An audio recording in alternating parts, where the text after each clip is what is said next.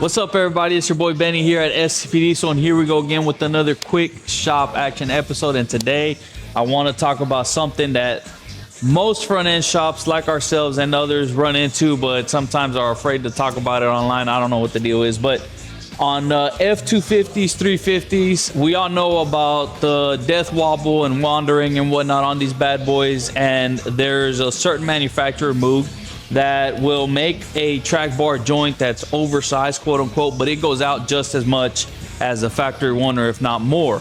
And when it comes down to replacing, you cannot replace it with any other brand because that oversized joint wallows out the bore in that differential housing, and everything else just pops in and pops out or has too much play. So we recently found a company, Baja Designs, that came out with this bad boy here.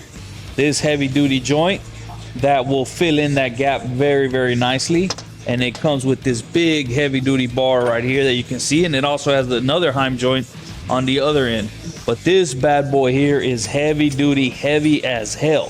So this bad boy is gonna go in its place here. And we've already done a bunch of front end joint on this bad boy. We did drag link, tie rods, and we actually went with the factory track bar, but then we started running into the issue here. As you can tell, this track bar joint will sit there and just kind of flop in and out while driving, or even here, if we hit it hard enough, it'll go up and down. So that's a big problem in this world. We hate, that's why I'm not a fan of Moog products by any means. A couple years ago, Moog was badass, but here of late, man, Moog, I just stay the hell away from it from now on. So you guys got to be careful what you put on these things. So we're gonna go ahead and install that bad boy in this truck and get this thing back on the road better than ever. So stay tuned. Peace.